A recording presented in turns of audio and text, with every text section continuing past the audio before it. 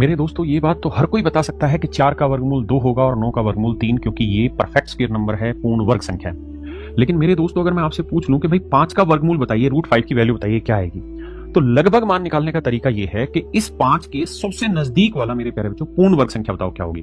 तो आप कहोगे सर 5 के नजदीक 4 भी पूर्ण वर्ग संख्या और 9 भी पूर्ण वर्ग संख्या है, लेकिन नजदीक क्या है, 9 या 4? तो सर 4 है। तो जो पूर्ण वर्ग संख्या नजदीक की उसे लिखो और ये जितना ज्यादा है वो लिखोगे।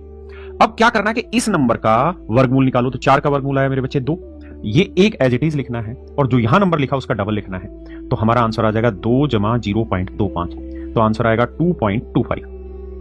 मान लीजिए मेरे भाई मैं आपसे ये कहता हूं कि मुझे बताइए 23 का वर्गमूल निकालकर क्या होगा।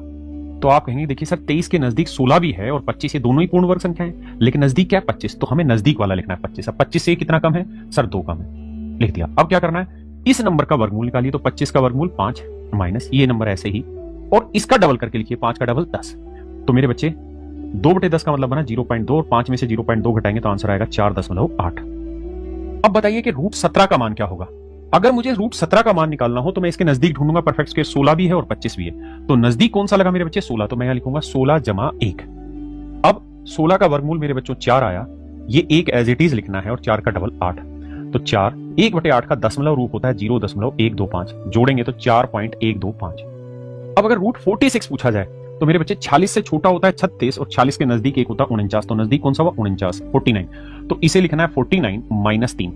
अब मेरे बच्चे होगा क्या कि 49 का वर्गमूल आप जानते हैं 7 होगा, 3 एज इट इज लिखना है और 7 का डबल लिखेंगे मेरे बच्चे 14 आएगा। 7 1/14 का डेसिमल रूप जब निकालोगे ना 1/14, तो मेरे बच्चे वो आएगा 0.07। अब यहाँ 3 गुना है तो लगभग 0.21 आया, यानी मैं 2 जीरो लिख लेता हूं। तो घटाएंगे तो जो आपका आंसर आएगा वो 6.8 के आसपास आएगा।